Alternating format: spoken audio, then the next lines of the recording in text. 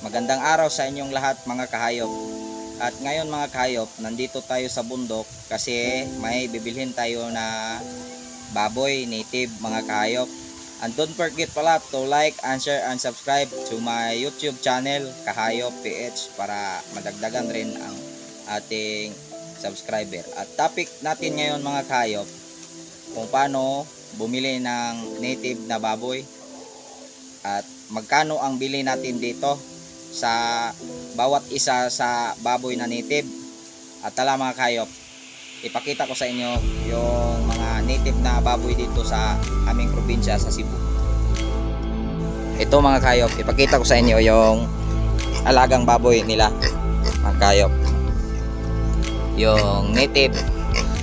Ito mga kahayop, nasa 4 na buwan na. Ito ay gagawin na barako para magkakastra sa kanilang inahing baboy. At ito yung inahing baboy nila mga kahayop, nasa mahigit na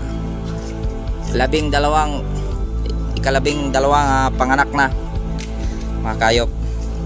At mahigit na nasa 10 taon na yung inahing baboy nila mga kahayop. At tala, puntahan natin yung iba nandun sa kanilang. Tala mga kahayop, puntahan natin sa kanilang kulungan. Dito tayo pupunta. Ito ang kanilang bahay, gawa lamang sa kawayan at saka sa puno ng kahoy, pero ang tibay.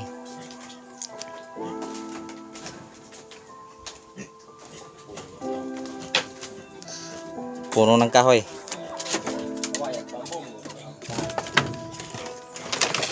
Yan mga kahayop, yung kulungan las baboy. Manghiram tayo muna ng tsanilas mga kahayop.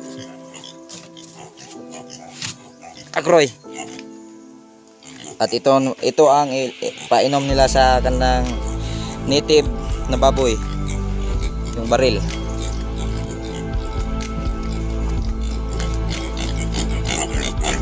Ito mga kahayop, nasa 3 buwan na sa pag-aalaga ng native na baboy. Ang ipinakain lang nila nito pang native lang, at yung damo at saka lalagyan ng pollard or tahop or nutribig mga kahayop. Ang binta ng may-ari nito mga kahayop, mahigit sa 8,000. Pero wala siya dito, inantay lang namin para makatawad kami sa presyo ng baboy na ibibinta niya mga kahayop. Kapag estimate sa live ito mga kahayop, nandyan lang sa mga 15 kilos at 17 kilos live. At sana mabili natin ng tag 3K, tag 3,000 para may maliit na tubo yung pagbibili natin dito. At ito mga kahayop,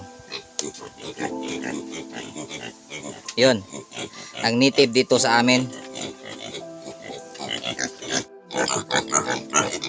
At ito mga kahayop, nasa 2 buwan na. Yung timbang nila mga kahayop, na mahigit pa sa 12 kilos at saka sa 13 kilos. Pero ang kagandahan dito sa native na baboy mga kahayop, wala itong halong pagkain na kagaya ng ibang baboy na pinapakain ng feeds, puro feeds. Ito, maganda ito sa sustansya sa katawan natin, kasi yung mga high blood dyan pwedeng kumakain nito baboy.